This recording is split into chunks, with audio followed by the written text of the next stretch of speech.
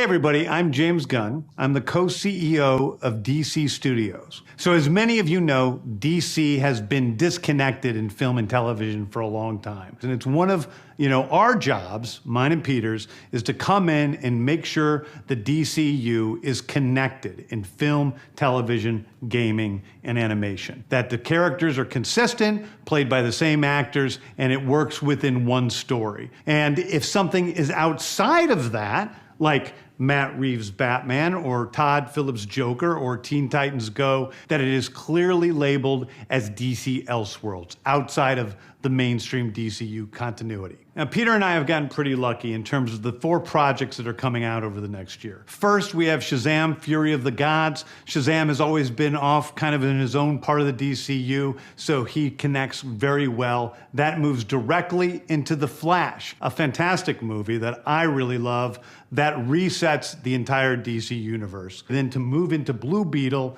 a fantastic film about a kid who's a marvelous part of the DCU, and then into Aquaman 2, which leads directly into our next few projects, which I'm going to tell you about now. So, Peter and I, along with a group of very talented writers, have started to map out an 8 to 10 year plan of what DC Studios will be in film, television, and gaming. This first chapter is called Gods and Monsters. Now, this, what I'm about to tell you, is a part of the first chapter. It's not the entire first chapter.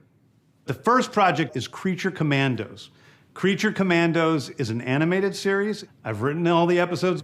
Something we're going to do that's a little bit different at DC is we're going to have characters move into animation, out of animation, usually having the same actor play their voice as who plays them in live action. The next project up is Waller. This is a story of Amanda Waller, played by Viola Davis. Viola Davis is going to team up with members of Team Peacemaker, and this is a story that's been created by Crystal Henry, who did Watchmen, and Jeremy Carver, who created the Doom Patrol. It is a fantastic story that's out of this world, and I can't wait for people to see it. Okay, next up is the big one, the true beginning of the DCU. This is called Superman Legacy. This is being written by me. I'm in the middle of it. I'm having a great time doing it.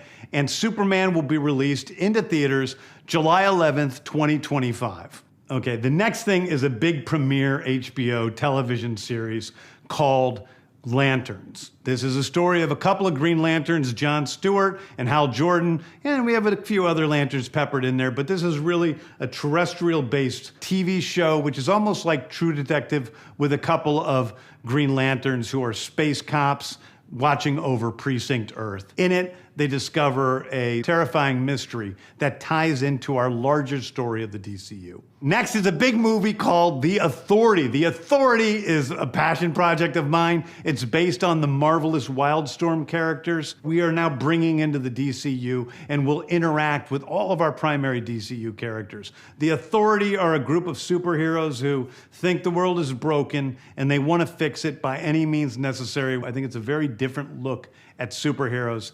We're doing a television series called Paradise Lost. Paradise Lost is the story of Paradise Island, usually known as Themyscira, which is the birthplace of Wonder Woman. It's almost like Game of Thrones with Westeros, but with all of the inhabitants of Paradise Island. The introduction of the DCU's Batman is The Brave and the Bold. The Brave and the Bold is the story of Batman and his actual son, Damian Wayne. This is based on Grant Morrison's great comic book run. Damian Wayne is my favorite Robin. He's a little assassin who Batman tries to get in line, and so this is the story of the two of them and the beginning of sort of the Bat family in the DCU.